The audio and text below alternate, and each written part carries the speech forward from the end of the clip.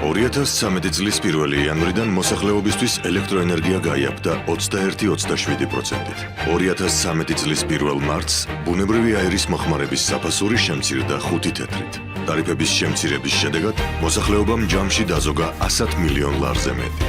საქართველოს მასშტაბით გამრიცხველიანდა 133,187 აბონენტი, რისთვისაც განხორციელდა 28 მილიონი ლარის ინვესტიცია. გაზიფიცირდა 117,279 აბონენტი. ინფრასტრუქტურის მოწყობაზე დაიხარჯა 65 მილიონი ლარი. პროგრამის ფარგლებში სახელმწიფო ბიუჯეტიდან უშუქო სოფლების ელექტროფიცირებისთვის გამოიყო 6 მილიონი ლარი. ელექტროენერგია უკვე მიეწოდება 12 უშუქო სოფელს. ამ ეტაპზე მიმდინარეობს და წლის ბოლომდე დასრულდება დამატებით 20 უშუქო სოფლის ელექტროფიცირება.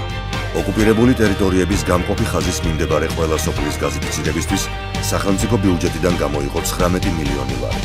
წლის ბოლომდე გაზიფიცირდება 58 სოფელი.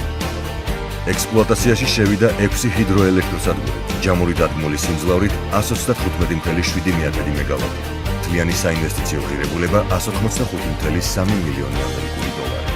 არავანი ჰესი 85 მეგავატი. ბახვი ჰესი 3,9 მეგავატი. ლარცი ჰესი 19 მეგავატი. არაგვი ჰესი 8 მეგავატი. აღმეტა ჰესი 9,1 მეგავატი. შილდა ჰესი 4,8 მეგავატი. პირველად საქართველოში დაიწყო ალტერნატიული ენერგიის აფისება.